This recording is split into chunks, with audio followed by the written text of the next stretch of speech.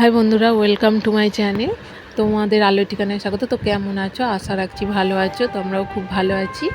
তো আমরা যাচ্ছিলাম আমার বান্ধবীর বাড়ি। তো পুজো ছিল, কালী পুজো, শীতলা পুজো দুপুরবেলা হয়ে গেছে। তো আমরা সবই এসেছি, এতটাই ভিড় যে পিছনে দাঁড়িয়ে গেছি। আর এখানে সবাই নাচানাচি করছিল। তো ছেলেরাও নাচছে, মেয়েরাও নাচছে, এখানে খুবই মজা করছিল। দেখো মায়ের মুখটা কত সুন্দর হয়েছে। তো মাকে নিয়ে যাওয়া হচ্ছিল। তো তোমাদের বলবো কি, যাওয়া যাচ্ছিল না, প্রচণ্ড ভিড়। তবুও যা কষ্ট করে এসেছি মেয়েটাকে নিয়ে।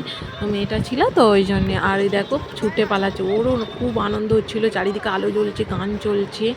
তো এই দেখো মণ্ডপে এসেছি, মাকে সবই নিয়ে এসেছে, বসিয়েছে। তো মাকে এবার সাজাবে। এই দেখো এদিকটা শীতলা পুজো হয়েছে। তো আমরা এই ফটো তুলে নিচ্ছিলাম কিছু এসে। তো বুঝতেই পারছো, বাচ্চা নিয়ে আসা মানে একটু অসুবিধেই হয়। তো সবাই মিলে একটু ফটো তুলে নিলাম, ছিলাম অনেকক্ষণই, কিন্তু সারা জাগতে পারিনি। তো এই দেখো মা এবার বিসর্জনের পালা।